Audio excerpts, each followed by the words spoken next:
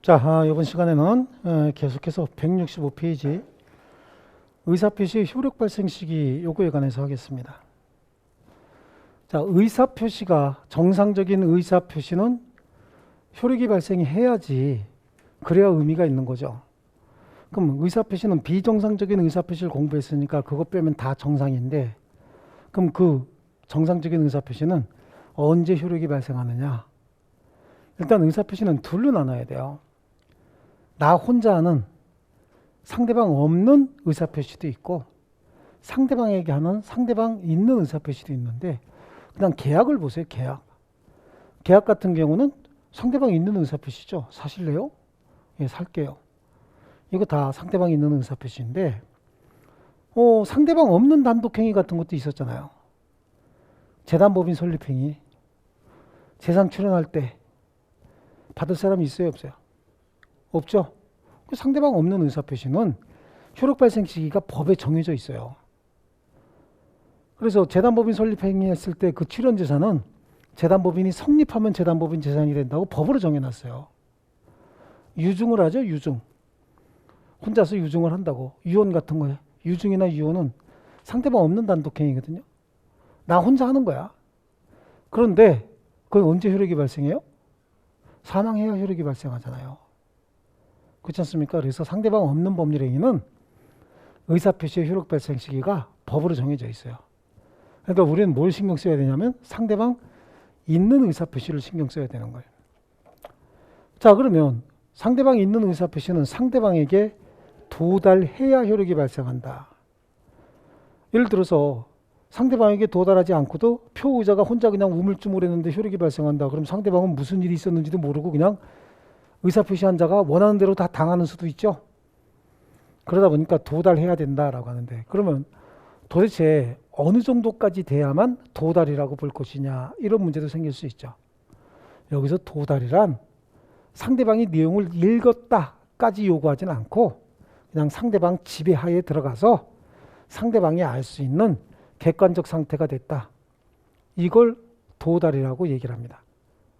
상대방이 알았든 몰랐든 관계없이 상대방이 알 수 있는 상태까지만 됐으면 객관적으로 누가 봐도 저 정도는 알 수 있었어 라고 됐으면 그건 도달이다. 그럼 효력이 발생한다 그런 얘기예요. 아시겠죠? 상대방이 알았든 몰랐든 관계없어요. 알 수 있는 상태가 됐다. 그럼 동거 가족에게 전달했다. 본인에게 직접 주지는 않았지만 동거 가족에게 전달했다. 그럼 알 수 있는 객관적 상태는 된 거죠. 그럼 그건 도달입니다. 근데 부인이 남편에게 전달하지 않았다. 그럼 도달이에요, 아니에요? 도달이라니까. 그 부분 도대체 무슨 부분인지 모르겠는데 어쨌든 부인이 남편한테 전달하지 않은 건 지는 내부 사정이에요. 그럼 무조건 도달입니다. 아시겠죠? 우편으로 보냈을 때 문제가 되는 게 우편으로 발송했는데 반송되지 않았다는 거예요. 우편 발송했는데 그럼 우편 보냈는데 상대방이 안 받으면 되돌아올 거 아니에요. 그래서 반송되지 않았다. 이건 이제 둘로 나눠서 등기나 내용증명 우편으로 발송이 된 거하고 보통 우편, 일반 우편으로 발송된 경우하고 둘로 나누는데 어떤 차이가 있냐면 전달 방식의 차이가 있는 거예요. 예를 들어서 일반 우편, 보통 우편으로 발송을 했을 때는 그 우편물을 배달하시는 분이 우편함에 집어넣고 오죠. 그럼 그 사람이 알 수 있는 객관적 상태가 된 거 맞아요. 우편함에 집어넣었으면. 우편함은 누가 바깥에서 만들어준 거 아니잖아. 지가 만들어 놓은 거잖아요. 또 이런 생각합니다. 아닌데 우리는 아파트라서 아파트 단지에서 만들었는데 그러니까 내가 만든 거야 그게. 그걸 내가 산 거니까.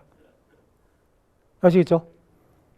그런데 내용증명이나 등기 같은 경우에는 그 당사자하고 관계 있는 사람에게 손에다 전달해 주잖아요. 전달 방식이 달라요. 자, 그럼 다시 이제 원론으로 돌아와서 등기 우편을 보냈는데 반송되지 않았대요. 그런데 상대방이 안 받았다고 주장을 하는 거예요. 근데 보낸 방식이 보통 우편이래. 보통 우편은 조금 아까 얘기했듯이 우편함에 집어넣은 거 아니에요? 이 경우에는 도달로 추정되지 않아요. 여기서 도달로 추정이 되는 것과 도달로 추정되지 않는 게 차이는 뭐냐면 도달로 추정되지 않는다. 상대방이 안 받았다 그런다. 그럼 보낸 사람이 받았다는 사실을 입증해야 돼요. 내가 보냈거든요. 근데 일반 우편으로 보냈어요. 근데 분명히 우편함에 집어넣었다고. 근데 제가 안 받았대. 그럼 우편함에 집어넣었다는 사실을 내가 입증해야 돼요. 그럼 CCTV 같은 거 찍어놨으면, 그죠? 그거 찾아갖고 요 녀석이 꺼내가는 걸 확인해줘서 내가 그걸 입증해야 된다고. 근데 등기나 내용 증명 방식으로 보냈다는 거예요, 내가. 그럼 등기나 내용 증명은 특별한 사정이 없는 한 본인한테 직접 손에다가 전달해 주던가 아니면 가족 등에게 이해관계 있는 사람에게 전달해서 손으로 사인까지 받고 오는 거 아닙니까? 근데 걔가 안 받았다는 거야. 걔가 안 받았으면, 그쪽에서 아무도 안 받았으면 반송돼서 오는 거야, 등기나 내용증명 우편은. 근데 반송 안 됐다면서요? 근데 안 받았대. 그러면 그건 도달로 추정이 돼요. 그렇다는 얘기는 보낸 사람이 입증하는 게 아니라 안 받았다는 사람이 안 받은 사실을 입증해야 된다고.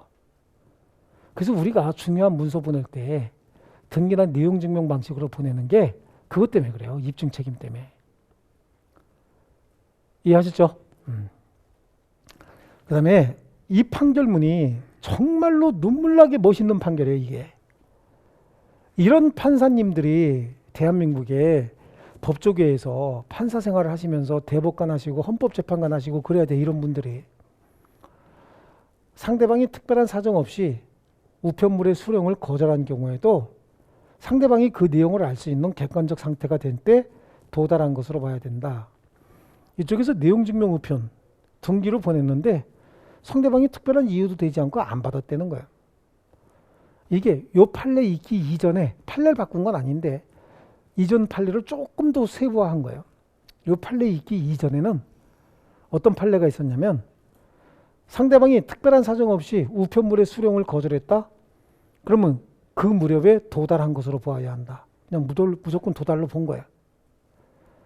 근데 이 판사님이 대법관님께서 그 기존에 있는 판결을 뒤집지도 않으면서 조금 세부화해서 나눠준 거야. 이게 굉장히 중요한, 진짜 멋있는 판결이에요, 이게. 상대방이 특별한 사정 없이 우편물의 수령을 거절한 경우에도 상대방이 그 내용을 알 수 있는 객관적 상태가 된 때 도달한 것으로 봐야 한다. 판례 바꾸지 않고도 세분하게 나눴어요.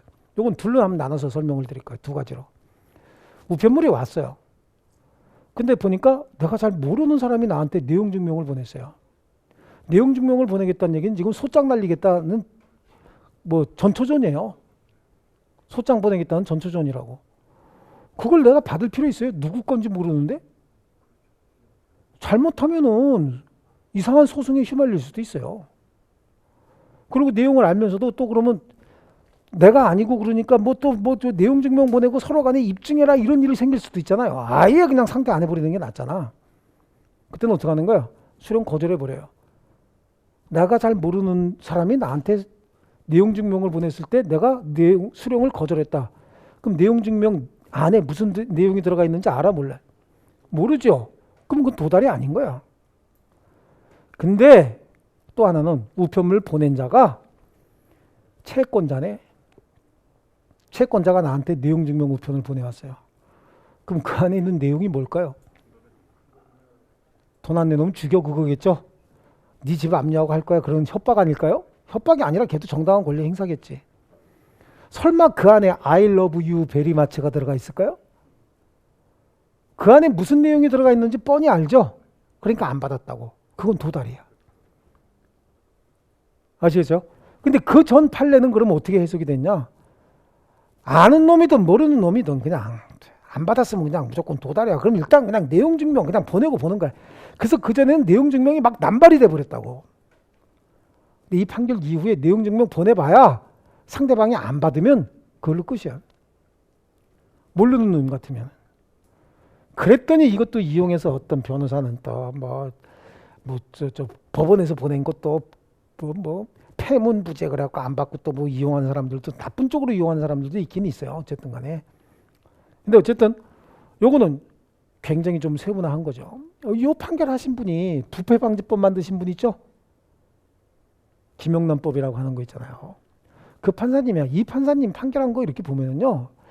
참 이분이 이거 판결문 하나 쓰려고 엄청 고민하고 진짜 생각을 많이 하셨구나. 그런 게 느껴지는 거야. 그러니까 판결문 하나만 봐도 우리 민법 제 교과서에 실려 있는 판결문 중에서 정말 거의 슈레기급 판결들이 많아요. 슈렉이 뭔지 아시죠? 슐애기.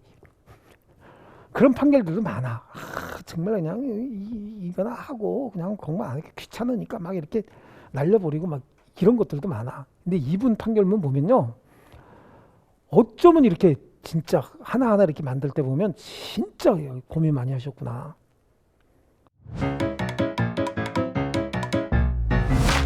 에듀윌 유료 회원만의 명품 자료 서비스.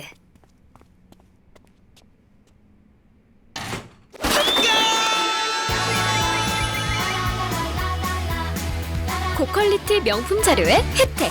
오직 에듀윌 유료 회원에게만. 에듀윌. 그러니까 이분이 제안하신 부패 방지법 같은 것들도 모든 국민이 동의하는 거 아니에요, 그거? 그렇지 않습니까?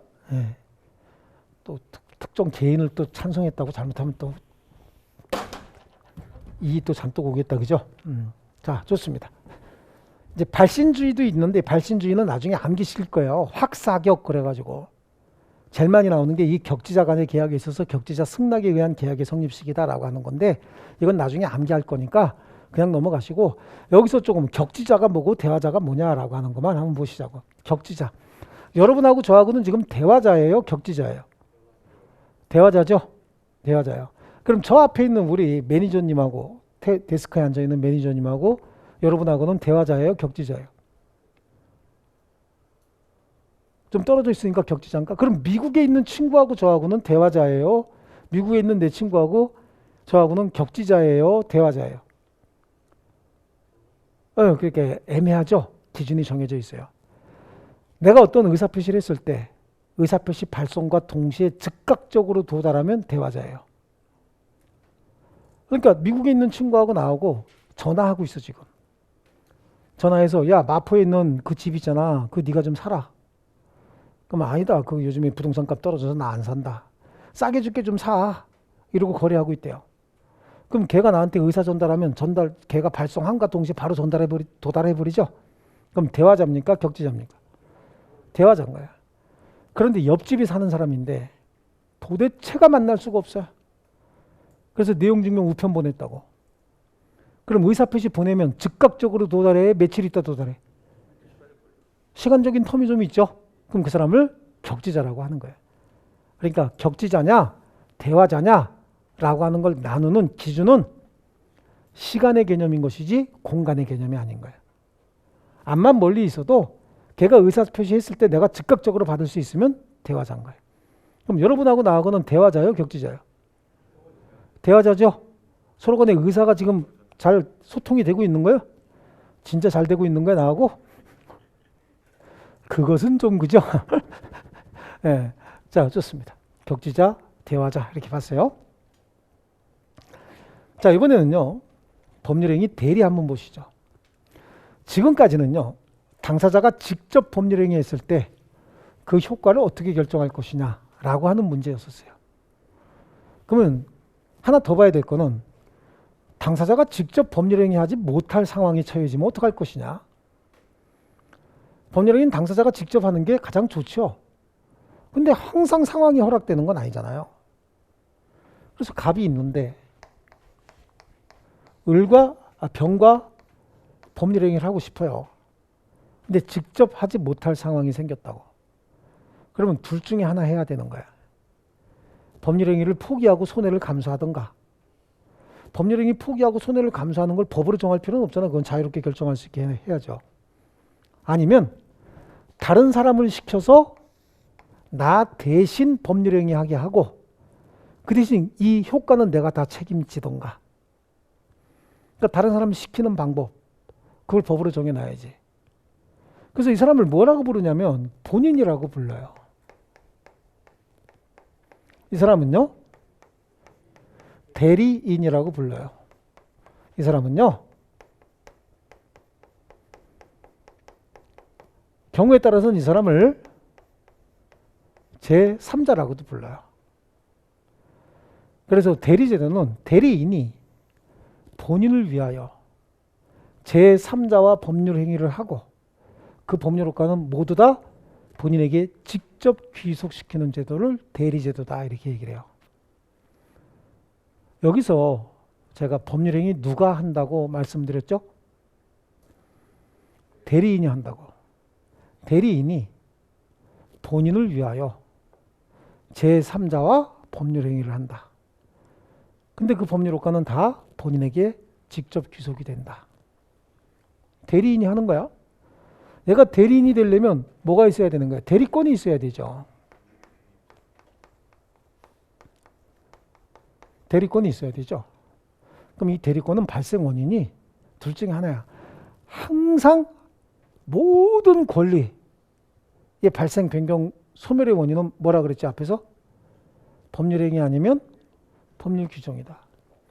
법률 규정에 의해서 대리권이 발생하는 걸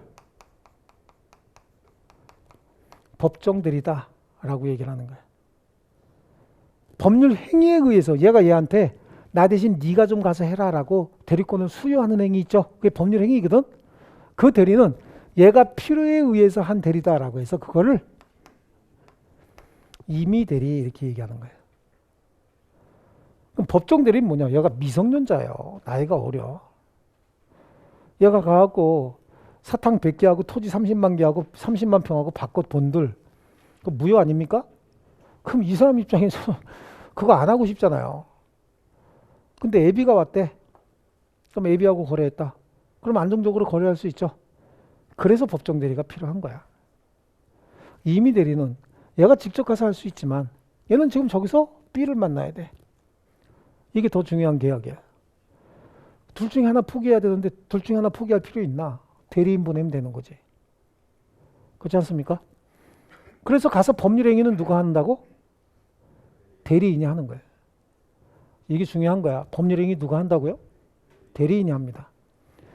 대리인이 법률행위를 하는데 얘가 하루 종일 하는 행위가 다 대리행위냐? 아니야. 자기 자신을 위한 행위도 하고. 그렇잖아요. 우리가 누굴 대리해서 무슨 일을 할 때도 나 자신을 위한 행위도 좀 하고 대리행위도 좀 하고 그러는 거 아니에요. 그럼 얘가 하루에 10건 한 행위 중에서 대리행위는 2건 있었고 자기 자신을 위한 행위가 8건이 있었다고 하면 가정을 해볼게요. 그럼 8건을 했던 자기 자신의 행위와 대리인으로 했던 행위는 서로 구분해야 되죠. 분리해야지. 그래서 이 행위는 분리를 한다고. 나 자신을 위한 행위와 갑을 위한 행위를 구분하기 위해서 현명이라고 하는 걸 하는 거야. 현명은 이 법률 효과는 누구에게 돌아갑니다라고 하는 걸 표시하는 거예요. 그러니까 이거는 내가 와서 법률행위 하지만 그 효과는 갑에게 가야 됩니다. 그걸 표시하는 걸 현명이라고 하는데 이건 분류식 행위예요. 분류식 행위고 그러다 보니까 어떤 식으로든 이건 갑을 위한 행위입니다라고 하는 것만 전달이 되면 되는 거죠. 그래서 보통 현명은 이렇게 하죠. 갑을 대신해서 을이 왔습니다. 이렇게 합니다. 아니면 갑의 이름만 써도 갑의 물건 팔러 왔습니다. 이게 표시가 된 거죠. 그런데 을만 썼다는 거야. 얘는 자기 개인적인 일은 다 뭘로 해? 을 이름 쓸 거 아니에요. 자기 개인적인 일에 갑의 이름 쓸 필요 있어요, 없어요? 없습니다. 전부 을만 쓸 거라고. 이게 서로 구분이 돼, 안 돼? 안 되죠. 지금 표시한 내용만 가지고는 구분이 안 되지. 이건 대리행위거든요. 근데 이거는 원칙적으로 대리행위가 아니야. 자기 개인을 위한 행위야, 그냥. 그런데 혹시 상대방이 이게 대리행위임을 상대방이 알았거나 알 수 있었다는 거예요. 그러니까 상대방이 대리인으로서 와서 행위하면서 지 이름만 썼다 라고 하는 걸 상대방이 몰랐으면 이건 지 자신을 위한 행위야. 을 자신을 위한 행위. 근데 상대방이 대리행위임을 알았다는 거지. 아니면 알 수 있었다. 그럼 뭐냐 라고 하는 거죠. 위임장을 제시했다는 거야. 위임장. 누군가가 거래하면서 위임장 들고 와서 보여주면서 거래한다는 거야. 그럼 지 거 팔러 온 거야? 남의 거 팔러 온 거야? 지 물건 팔면서 위임장, 지가 지한테 위임장 쓰는 애 있어요? 보신 적 있어요? 없어요. 저는 이거 설명하면서 저는 그랬어. 내가 나한테 상 주는 사람이 있어? 없어? 그랬어요. 내가 나한테 상 주는 사람이 있어요? 있더라고 보니까. 내가 나에게 상 주는 사람이 있더라고요. 그래서 이제 바꾼 거야. 내가 나한테 상 주는 사람은 있을지 모르겠지만 내가 나한테 위임장 쓰는 사람은 없어요. 그러면 누군가의 위임장을 들고 다닌다는 얘기는 다른 사람이 대리인으로 왔다 그런 얘기잖아요. 그러면 당사자 상대방도 알았거나 알 수 있었다고 봐야 되죠. 아시겠죠? 요거야, 요거. 대리행위 할 때. 이 대리인이 대리행위 할 때 만약에 갑이 3억짜리 집이야. 3억짜리 집 팔아오라고 얘한테 얘기를 했어요. 여기 가갖고 의사결정 누가 해? 대리인이 하는 거야. 표시는 누가 해요? 법률행위 누가 하냐고? 대리인이 하는 거야. 의사결정도 의사표시도 다 대리인이 해요. 그 대리인이 가서 보니까 이거 3억은 안 될 것 같아. 그래서 2억 5천에 팔아버렸어요. 그럼 값 얼마 갖다 줘야 돼? 2억 5천 갖다 줘야 돼. 근데 어쩐 일인지 이게 가격이 올라갔고 3억은 너무 쉽고 3억 5천까지는 받을 수 있을 것 같아. 3억 5천에 팔았어요. 그럼 여기 얼마 갖다 줘야 돼? 3억 5천 갖다 줘야 된다고. 그러니까 의사결정, 의사표시는 다 대리인이 하지만 그에 따른 효과는 본인에게 직접 넘어가는 거예요. 이걸 대리제도다라고 얘기해요. 그래서 우리 그 책의 2번에 동그라미 2번에 보면 의사결정이며 표시는 대리인이 모두 결정하지만 그에 따른 결과로서 법률 효과는 모두 본인에게 귀속이 된다. 그리고 대리권은 발생 원인이 법률 규정 아니면 수권행위 임의 대리가 있다. 요거죠. 다음에 밑에 양쪽 가로 3번에 대리행위 나오잖아요. 대리행위는 대리인이 하는 법률행위입니다. 하지만 법률효과는 본인에게 귀속이 되기 때문에 얘가 하는 모든 행위 중에서 하루에 10건의 행위를 하게 되면 아마 8건은 지 개인적인 일이고 2건 정도가 대리행위일 텐데 그러니까 구분을 해야 된단 말이야. 그래서 하기 위한 게 뭐라고요? 현명. 현명은 분류식이기 때문에 어떤 형태로든지 갑의 물건이다라고 하는 것만 표시해 주면 되는 거예요. 여기서 대리인이 본인을 위한 것임을 표시한다라고 할 때 위한 것의 의미는 본인의 이익을 위하여가 아니라 이익이 생기든 손해가 생기든 다 본인에게 직접 귀속시킨다라고 하는 의미인 거예요. 본인의 이익을 위하여가 아니에요. 이거 손해가 생겨도 본인에게 직접 가는 겁니다. 아시겠죠? 그럼 여기서 현명하지 않은 행위의 효력이다라고 하는 건 갑의 이름을 표시하지 않았다는 얘기잖아요. 그럼 그게 뭐야? 이거지, 이거. 저는 정보가 곧 합격이라고 생각해요. 기출문제 특강이나 모의고사 자료집을 주시는 것도 좋았고 그 중에서 제일 좋았던 건 교수님의 쪽집게 정보였어요. 약간 합격을 위한 종합 패키지 선물을 받는 그런 느낌? 애들 유료 회원 꼭 추천합니다. 갑의 이름을 표시하지 않았다는 얘기는 이거예요. 그래서 현명하지 않은 행위는 대리인 자신을 위한 것으로 본다. 왜냐하면 이거하고 이게 구분이 안 되잖아 지금. 근데 을은 진짜 이거 대리행위 하려고 했는데 어떻게 하다 보니까 자기 이름만 썼네. 그래서도 착오를 주장해서 취소할 수는 없는 거예요.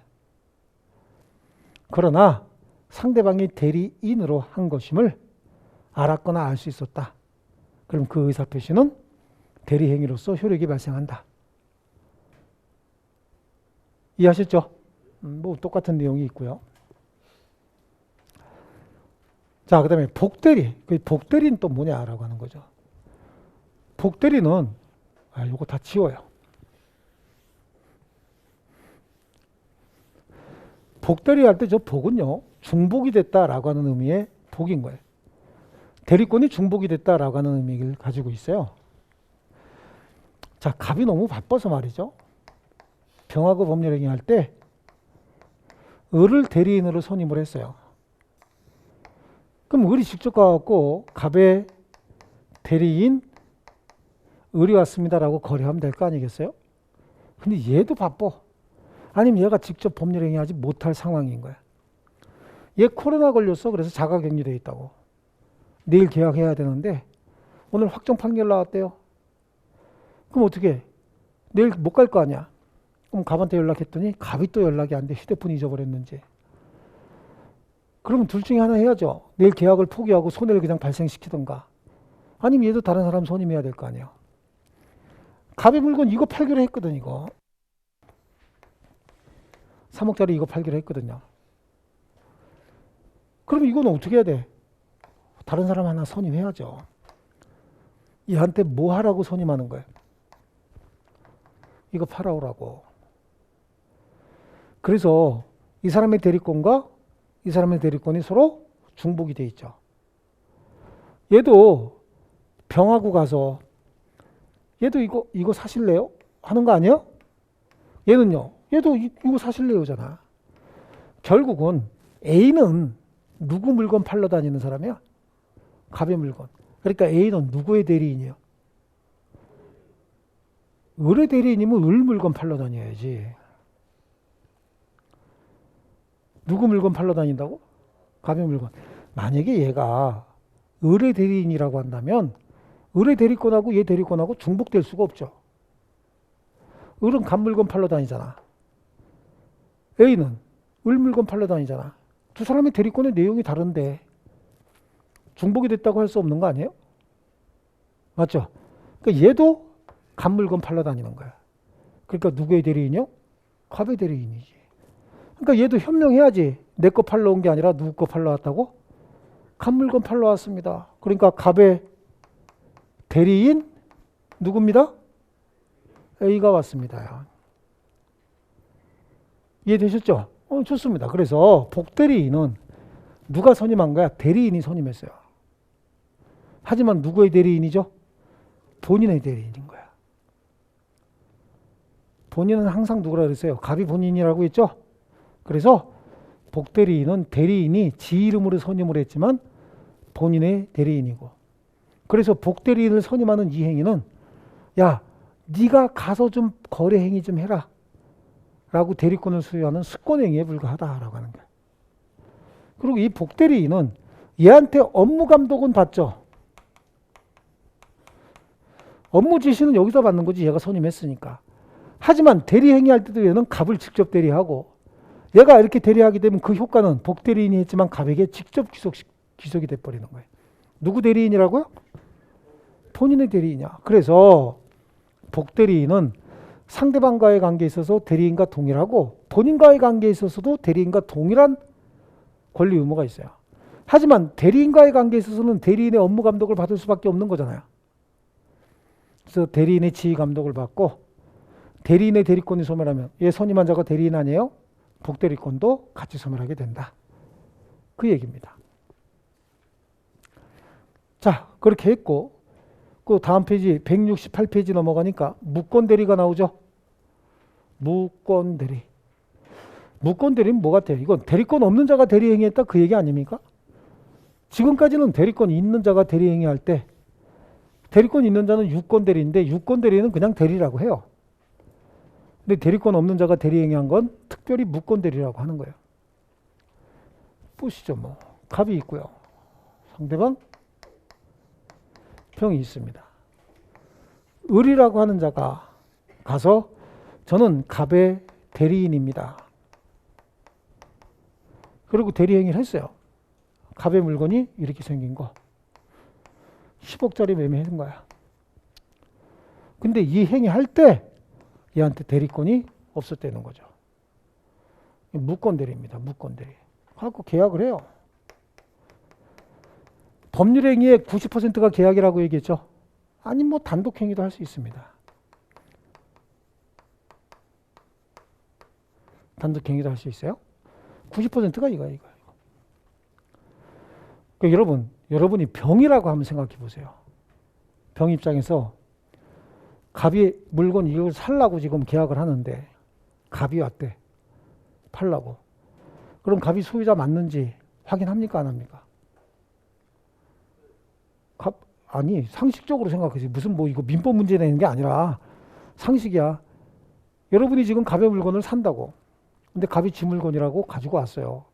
그럼 갑이 소유자가 맞는지 확인합니까 안 합니까? 확인하죠. 아 그거 확인 안 하고 사는 사람이 어디 있어. 다 확인하죠. 근데 갑이 안 오고 대리인 을이 왔대. 그럼 저게 갑 소유물이 맞는지 뿐만 아니라 을에게 대리권이 있는지 확인해요 안 해요? 확인하죠. 확인하는데 어떤 일 때문에 대리권도 없는 자하고 대리인이라고 생각을 하고 계약을 체결했을까? 그래서 이 무권 대리는요, 두 가지로 유형을 나눠요.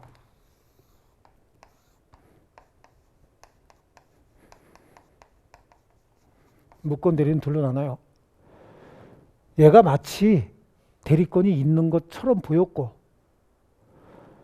얘가 대리권이 있는 것처럼 보이니까 얘가 그냥 속은 이유가 그냥 얘가 대리권이 있는 척 한 것뿐만 아니라 갑이 원인을 제공해 버린 거야. 그래서 얘가 대리권이 있는 것처럼 보이는데 그렇게 행동하는데 얘가 원인을 제공해 버리고 나니까 여기는 믿을 수밖에 없었던 거죠. 그래서 얘가 대리인인 줄 알고 법률행위 한 거, 요거 하나 하고, 또 하나는 얘가 아무런 원인도 제공하지 않았던 거죠. 그런데 얘가 대리인인 척 하고 있는 거야. 근데 얘가 바보같이 대리인이라고 믿었던 거예요. 한마디로 얘가 띨띨했다 그 얘기죠. 둘로 나누는 거야. 얘가 좀 띨띨했던 거 하나 하고, 하나는 본인인 갑이 원인을 제공한 거하고. 그래서 겉으로 대리권이 있는 것처럼 보였다. 믿을 수밖에 없었다. 그걸 뭐라고 얘기하냐면 표현대리다 이렇게 얘기를 해요. 표현대리는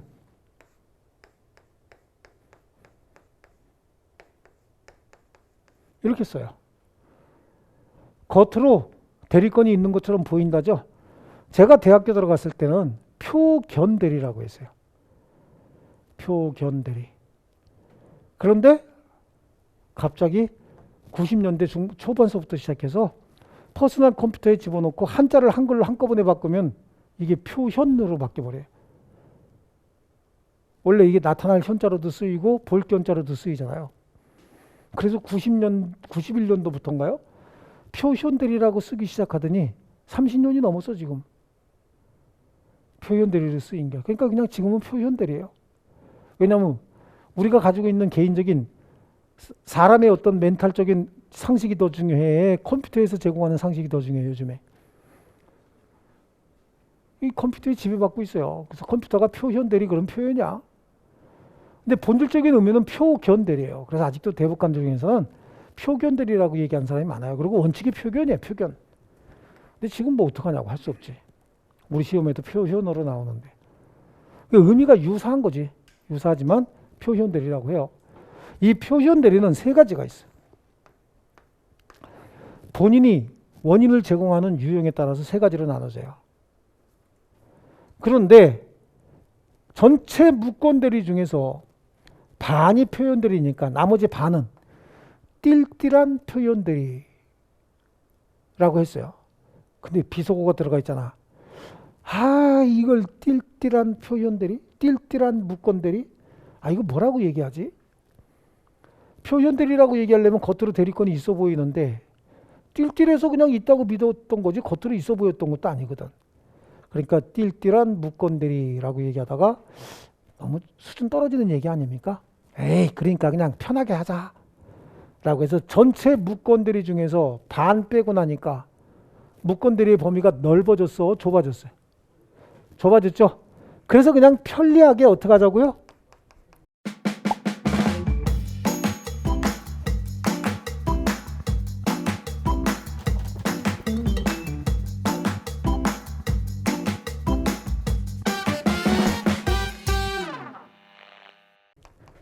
협의에 무권대리다 이렇게 얘기를 한 거고, 협의의 무권대리는 아무 일도 없었는데 얘 혼자 띨띨했던 거예요. 그냥 협의의 무권대리는 여기 계약 아니면 단독행위라고 했잖아요. 그냥 계약의 무권대리 아니면 단독행위의 무권대리다 이렇게 얘기를 하는 거예요. 그래서 무권 대리도 둘로 나눠서 표현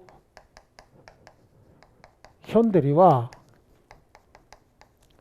협의의 무권 대리다 이렇게 나눠지는데 효과가 달라요. 이건 누가 책임져야 돼? 갑이 책임져야지. 대리권 없는 자가 대리행위했어도 대리권이 있는 것처럼 보였고 얘가 원인 제공했다며. 그럼 이건 갑이 무조건 책임지는 거야. 전적으로 책임져야 돼요. 그럼 이건 어떻게 해야 돼요? 이건 무효로 해야 되는 거야. 무효. 왜냐하면 병이 띨띨해서 이루어진 결과까지도 갑이 책임져야 됩니까? 아니 상식적으로 생각해봐요. 우리 주변 사람이 띨띨해갖고 생긴 일은 내가 책임져야 돼? 뭐야 이거 나한테 얘기하니까 그건 절대 안 되지.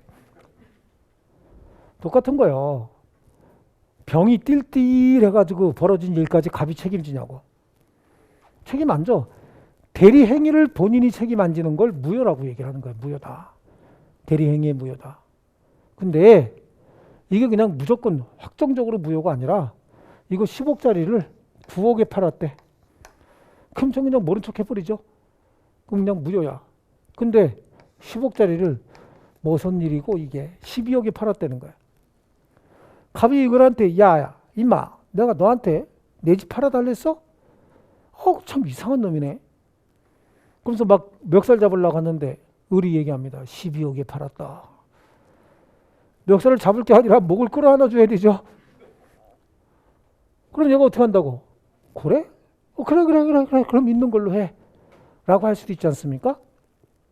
그러면 본인이 추인합니다. 그래. 유효로 해. 그래서 추인해버리면 유효로도 바뀔 수 있어요. 이걸 그냥 무효가 아니라 유동적 무효다 이렇게 얘기를 합니다. 그래서 여기서 그냥 간단하게 정리합니다. 특히 이제 이게 시험에 잘 나오죠. 표현 대리는 여러분 상식적으로 생각해서 누가 책임져야 돼? 본인이 책임져야지. 전적으로 책임져야 돼요. 그래서 거기에 무권 대리는 표현 대리와 협의의 무권 대리로 나눠진다. 우리 지금 168페이지 하고 있죠? 자, 좋습니다. 여기에 표현 대리. 무권 대리인의 대리권 없는 행위에 본인이 일정 부분 원인을 제공해서 생긴 행위다. 협의의 무권 대리는 본인이 원인도 제공하지 않았는데 대리권 없는 자가 계약 또는 단독 행위를 했다. 즉 상대방이 어떤 상태다? 좀 띨띨해서 이루어진 일이다. 그렇게 얘기를 하고요. 표현 대리는 본인이 원인을 제공했다라고 얘기했잖아요. 이게 뭐냐면 대리권 수요 표시에 의한 표현 대리 적은 뭐냐면 얘가 여기다가 을을 대리인으로 선임했습니다라고 표시해 준 거예요. 그리고 을한테 임대차를 나 대신 하라고 했습니다. 그래서 대리권의 범위까지 정해준 거야. 그랬으면 여기다가 대리권 수여했어야 되는 거 아니냐고. 근데 대리권을 수여하지 않았던 거죠. 그러니까 대리인이야 아니야? 대리권 수여하지 않았으니까 대리인 아니죠. 근데 병 입장에서 보세요. 병은 지금 임대차 하기 위해서 누구 기다려? 갑 기다려? 을 기다려? 왜 갑을 기다려? 갑이한테 을을 임대차 하라고 대리인으로 지정했습니다라고 통지가 왔는데 그럼 을을 기다리고 있을 거 아니에요? 근데 을이 왔어. 와서 저 기다리셨죠? 그리고 계약을 체결한다고. 그럼 얘 입장에서는 갑한테 이런 통지를 받았으니 얘가 와갖고 을이 와갖고 계약 체결하면 당연히 대리권이 있다고 믿을 수밖에 없는 거 아닙니까? 근데 실질적으로 대리권이 있어요 없어요? 없습니다.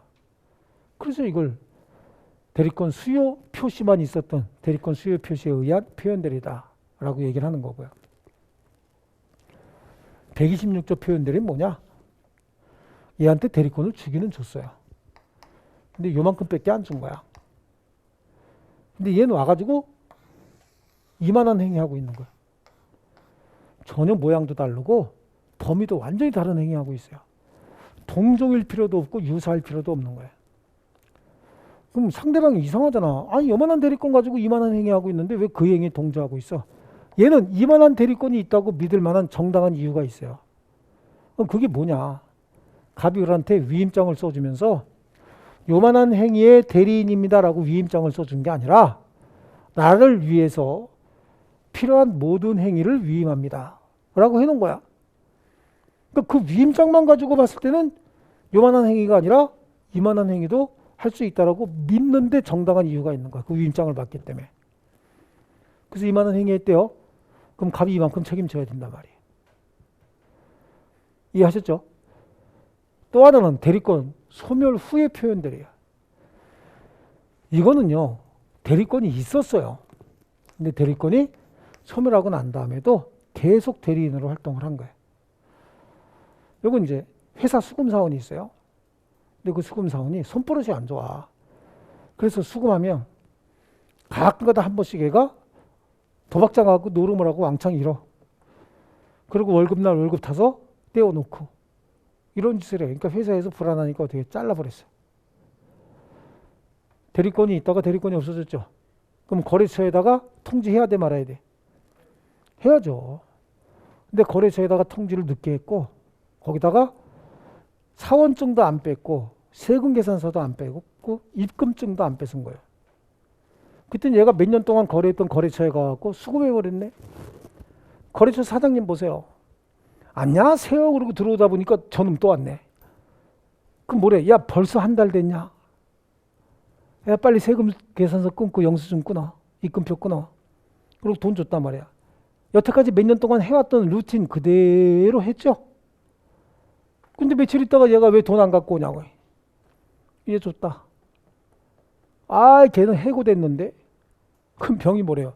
야 해고됐으면 세금 계산서라도 뺏어놓던가 사원증이라도 뺏어놓던가 아니면 나한테 연락이라도 해야지. 그런 거 하나도 없다가 느닷없이 7년 동안 거래한 놈한테 돈 줬는데 몰라 네가 책임져. 그럼 책임져야 된다는 얘기야. 이게 뭐예요? 표현대리다. 표현대리는 제일 중요한 게 이건 겁니다. 표현대리가 성립하면 그에 대해서 본인이 전적으로 책임진다. 무조건 책임진다.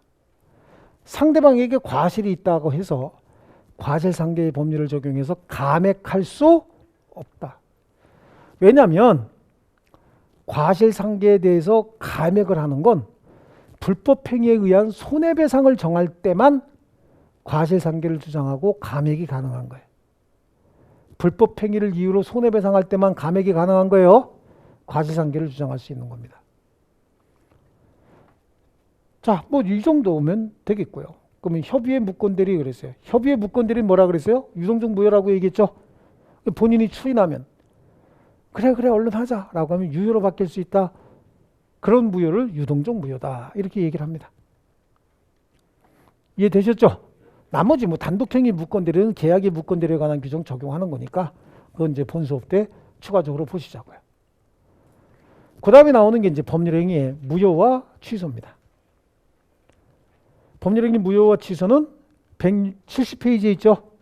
170페이지는 좀 쉬었다가 하겠습니다.